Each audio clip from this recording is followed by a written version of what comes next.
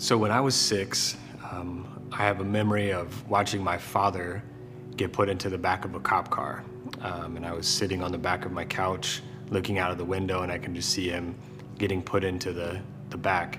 And I just remember feeling a sense of being lost and confused.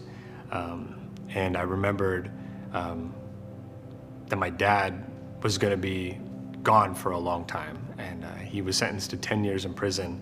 So I was left at 6 years old to be the so-called man of the house with a house full of 3 sisters and my mom, who now had this ridiculous responsibility of mothering 4 children on her own. So I remember growing up with a lot of anger and a lot of bitterness towards what I deemed as unfair to my life, that I had been abandoned by my father.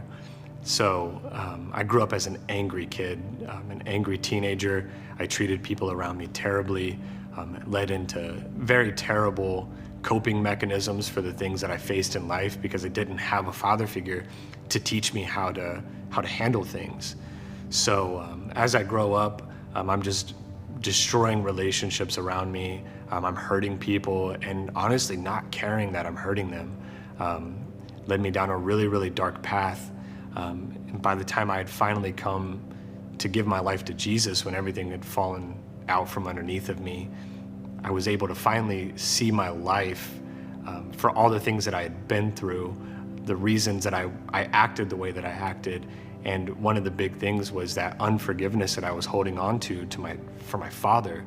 And by the time I had become a teenager, my dad had gotten out of prison and went back to prison shortly after. And that's what catapulted me into my final downspin of my anger and terrible things. So by the time I had come to Christ, I knew I had to release that. I just didn't know how.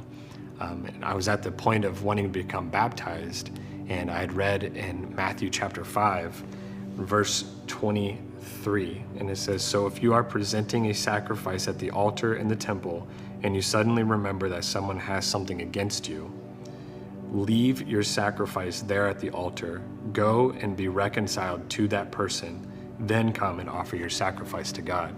So when I had read that, I immediately had the Holy Spirit speak to me on I needed to forgive my father, and I needed to see him face to face.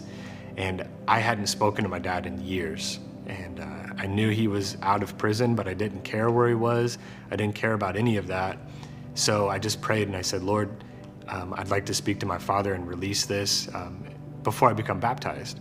And within a week, my mom had given me a text, and she said, "Hey, your dad got a hold of me. He got a new phone number and he wanted me to pass it along to you guys." I had no idea how I was going to reach my dad. I had no idea how I was going to get a hold of him, but the Lord provided that way for me through that moment that I had with my mom. So I had called him, I'd set up the date, and I was able to actually meet with him for coffee. And not only did I release him from the anger that I held onto, I was able to release myself from that as well.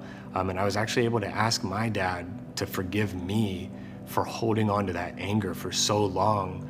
And we were able to hug it out, and we were able to just like embrace each other and actually just start to build a new, true father-son relationship that I had craved for so long in my life.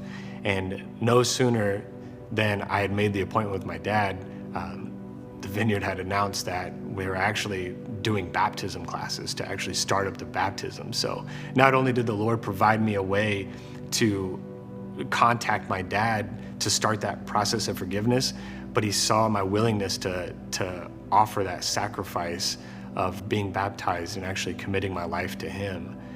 And now my dad and I, we get to have a fantastic relationship where we can talk and we can meet up and we can hug and we can say, "I love you."